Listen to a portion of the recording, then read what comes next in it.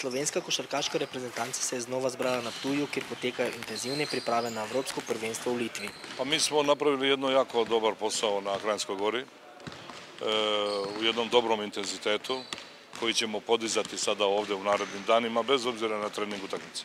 Mi ćemo i kad budemo igrali sa Poljskom i Makedonijom trenirati tog dana prepodne. I to intenzivno, jako. Tako da, naravno da očekujemo teškoće u samoj utakmici. Momci su odlično uradili posao, ovi koji su bili na Kranjskoj gori, i sad su nam se priključili i ostali igrači, dakle Samo Uldrih, Nahbar, Smodiš i Razem Lorbek. Kljub manjšim zdravstvenim težavam Lorbeka in Smodiša imajo fantje visoka pričakovanja. Zadnji teden priprave Kranjčni gor smo bili testicami tam telesne priprave in smo bili kar dobro pripravljeni.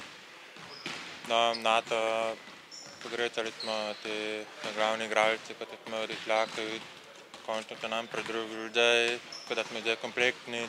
Torej lahko pričakujemo v nadaljnjem dobre rezultate? Medalje. Vem, da nas čaka kar težka pot, tako da razmišljamo ga na prvi tekmi, pa korak za korakom. Slovenska vrsta se lahko pohvali z odličnimi igralci, ki pa v ekipi nekako ne najdejo pravega ritma. Što se tiče ovoga, da su to dobri košarkaši koji nisu u reprezentaciji pravili neke velike rezultate, pa to je tako u životu. Ništa nije savršeno, idealno onako kako što čovjek želi. Međutim, slovenska reprezentacija je odavno pravila dobre rezultate i dobru igru. I pod Pipanom, i pod Zdovcom, i pod Bećirevićem to je bila jedna solidna igra. Sad nedostaje jedan korak do medalje.